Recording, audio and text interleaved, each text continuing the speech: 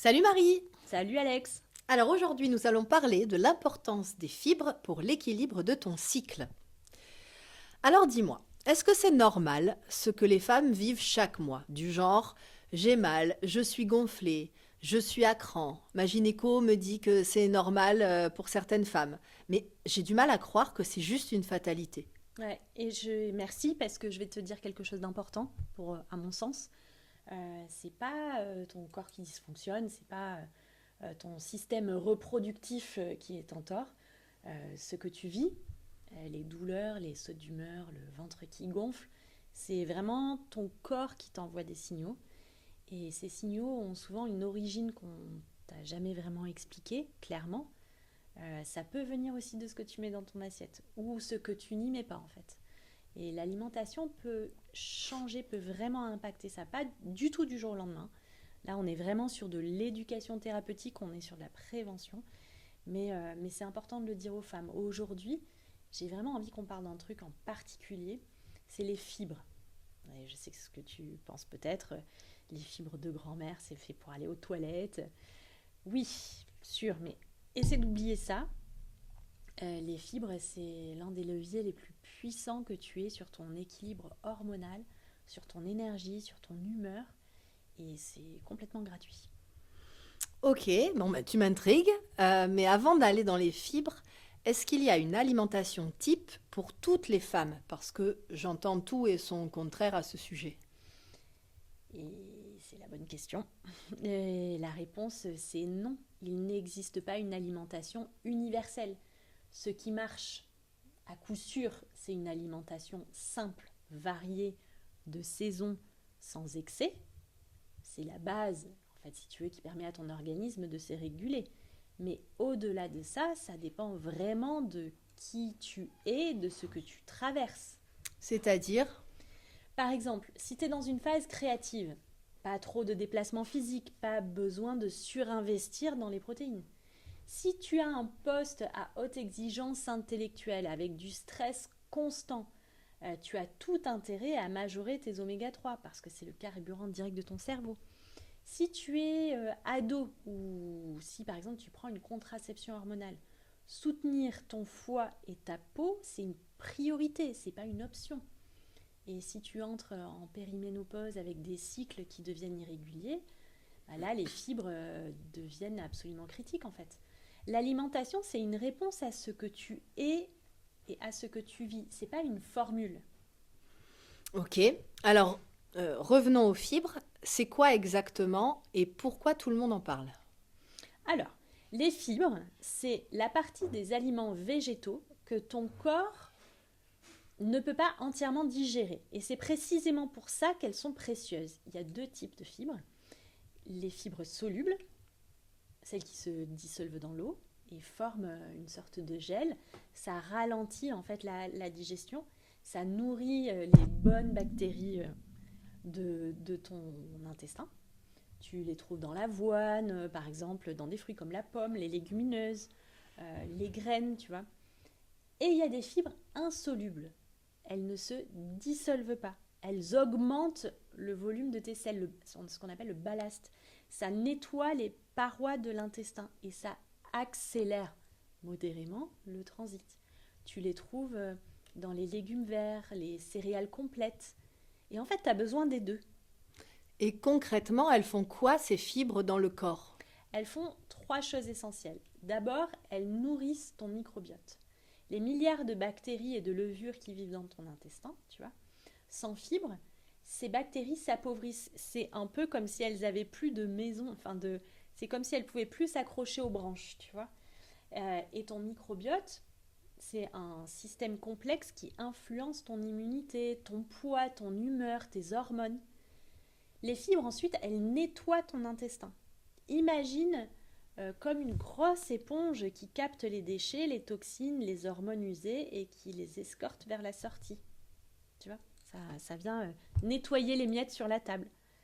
Et enfin, elles régulent la glycémie. Elles ralentissent en fait l'absorption du sucre dans le sang. Donc elles stabilisent ton énergie et tes envies de sucre tout au long de la journée. Si tu as un coup de barre à 15 heures, souvent, si tu réfléchis, enfin souvent, probablement, tu as eu un déjeuner trop pauvre en fibres. Tu as mentionné les hormones. Là, tu m'as perdu un peu. Euh, le lien entre les fibres et mes hormones, comment ça marche exactement? Alors, personne ne l'explique vraiment ça. Et pourtant, c'est fondamental pour comprendre ce qu'on vit chaque mois. Les ovaires produisent des œstrogènes. Ces hormones circulent dans ton sang. D'accord? Elles font leur travail, elles préparent l'utérus, ont un impact sur ton humeur, sur ta libido, sur ta peau, sur tes os. Mais une fois que leur mission est accomplie, elles doivent être éliminées. Et c'est là que ça se complique. Ton foie, tu te souviens cette grosse éponge là aussi qui filtre le sang H24, le foie filtre ces hormones usagées et les lie à la bile pour les rendre évacuables. D'accord? C'est comme si on appelle ça la conjugaison. Ensuite, la bile transporte ces hormones usées vers le gros intestin, ça dégage, et là, dans ton intestin, tu as des bactéries très spécifiques qui doivent dégrader ce mélange pour qu'elles soient éliminées par les selles. Et ce groupe de bactéries s'appelle l'estrobolome. On en a déjà parlé, je ne sais pas si tu te souviens. Et c'est pour ça que tout ça fonctionne. Et tu as besoin de fibres en quantité et en diversité pour maintenir tout ce processus, toute cette chaîne. Alors, l'estrobolome, c'est quand même pas un truc dont on parle très couramment, hein. J'ai rarement entendu ce mot. Ouais. Mais alors, c'est récent, tu vois, qu'on a vraiment pu identifier ce groupement-là. Et le problème, c'est qu'en fait, on ne savait pas vraiment comment ça marchait. L'estrobolome, c'est l'ensemble des bactéries intestinales dont le rôle spécifique est de métaboliser les œstrogènes. Si ton microbiote est appauvri, peu diversifié, tu vois, ou déséquilibré, ton estrobolome, donc tu te souviens, ce groupe fonctionne mal. Et là, il y a quelque chose de très important qui se produit. Les œstrogènes qui auraient dû être éliminés ne le sont pas. Il y a une enzyme, je te donne le nom, c'est pour... mais bon, ça s'appelle le bêta-glucuronidase. Donc cette enzyme, comme une molécule, tu l'imagines comme une molécule avec une mission, tu vois, va réactiver. En fait, elle va les rendre transportables dans l'eau. Et elle se retrouve réabsorbée dans la circulation sanguine. Au lieu d'être évacuée, ces hormones reviennent. Et du coup, tu as ton taux qui remonte. Et ton corps interprète ça comme un excès d'œstrogène.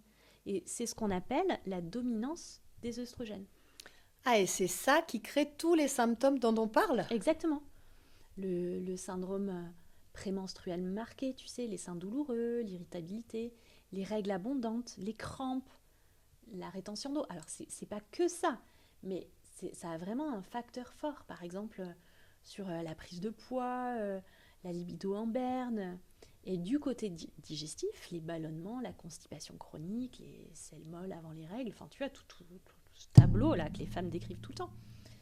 Et ces symptômes ne sont pas une fatalité, mais ils ne sont pas normaux parce que tu es une femme. Tu vois, ça c'est hyper important. C'est des signaux qu'il y a un déséquilibre.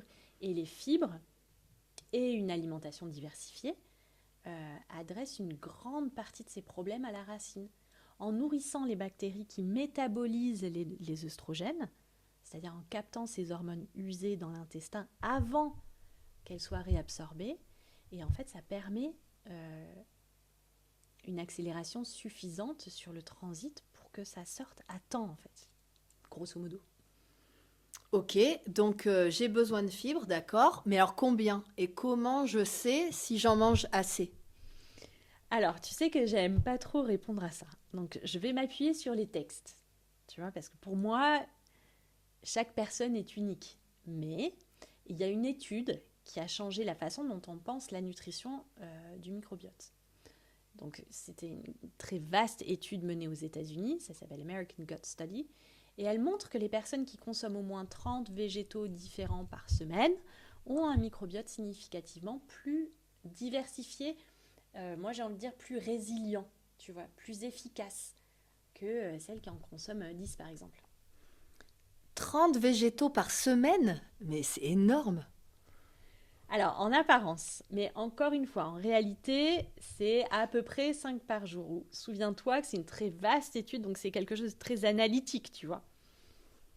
C'est par exemple une herbe, une épice, une noix, tout ça, ça compte pour un végétal. Donc, un smoothie que tu fais avec des épinards, des flocons d'avoine, une banane et du persil, par exemple, tu viens de cocher 4 végétaux d'un coup.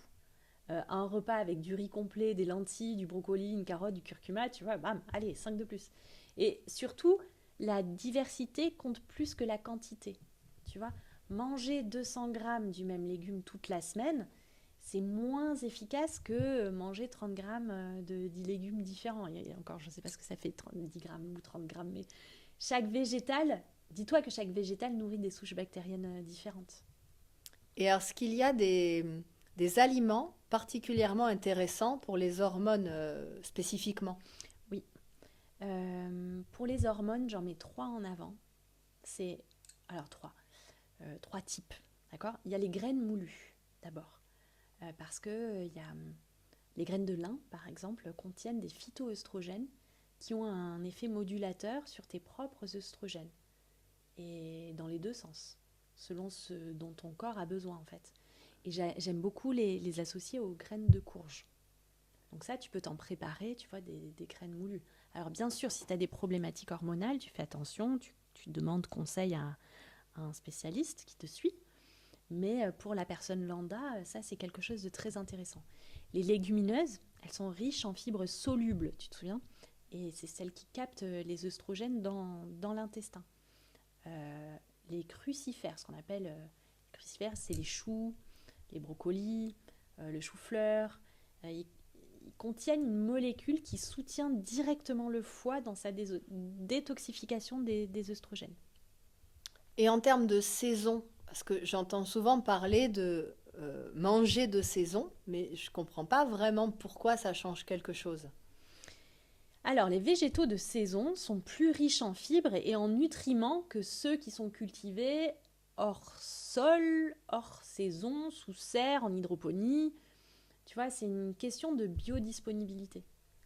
Au printemps, en été, on a la richesse des fibres des asperges, des artichauts, des petits pois, tu vois, les courgettes, les blettes, les haricots verts, enfin, il y en a plein en fait. Et par contre, en automne, tu vas avoir des légumes plus denses comme les courges, comme le chou kale, comme les carottes.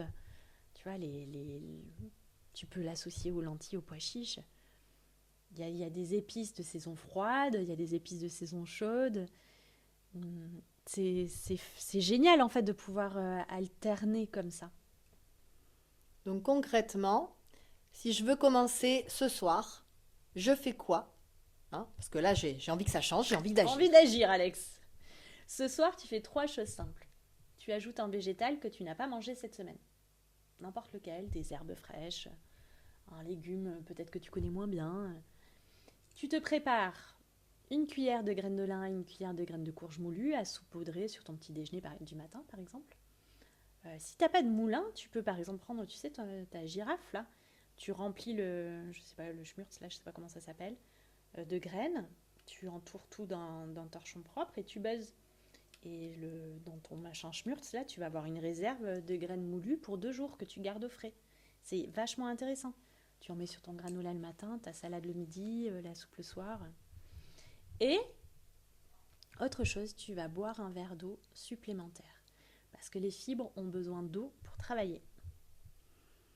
Et la semaine? Alors, je te propose de noter les végétaux sur ton téléphone ou de les prendre en photo. Objectif, 15 végétaux différents cette semaine. Tu vois ? Intègre les légumineuses au moins 3 fois. Lentilles corail, pois chiches, haricots, mango par exemple. Tu vois ? Et remplace une céréale raffinée par une céréale complète. Par exemple, au lieu de prendre, je sais pas moi, du riz blanc, et c'est vraiment un riz semi-complet peut-être pour démarrer. Prends du pain complet. Pas en grande quantité, mais juste un petit peu. Ok. Et sur le mois? Alors là, ton changement alimentaire, tu vas monter progressivement de 20 à 30 végétaux différents sur la semaine et tu observes. Et du coup, tu observes les symptômes aussi autour de tes règles. Alors encore une fois, Ça va pas marcher comme ça. Mais sur ton syndrome prémenstruel, sur le transit, sur l'énergie, sur l'humeur, note sur 4 semaines si quelque chose change. Je sais pas moi, le volume des douleurs, la régularité. L'important, c'est la progression, c'est pas la perfection. Un petit changement qui tient dans le temps vaut vraiment infiniment plus qu'une révolution qui dure 3 jours, quoi. Tu sais, ce qui me touche dans tout ce que tu viens de me dire, c'est que j'ai l'impression qu'on nous a laissé souffrir sans nous expliquer pourquoi et sans nous donner les outils. Alors, c'est ça. Mais c'est parce qu'on savait pas. Et c'est pour ça que je veux vraiment en parler maintenant. Parce que beaucoup de femmes portent ces douleurs tous les mois avec un réel sentiment d'abandon et d'injustice, en fait. Comme si leur corps était juste difficile, compliqué, une espèce de cauchemar hormonal. Tu l'as au démarrage de tes règles, ça reprend après la périménopause. Mais en fait, j'aimerais peut-être transmettre le message que c'est pas ça, c'est leur corps qui parle. Et personne ne leur a donné le dictionnaire pour comprendre ce qu'il dit. Tu vois, les fibres, c'est pas une tendance, c'est vraiment de la biologie de base.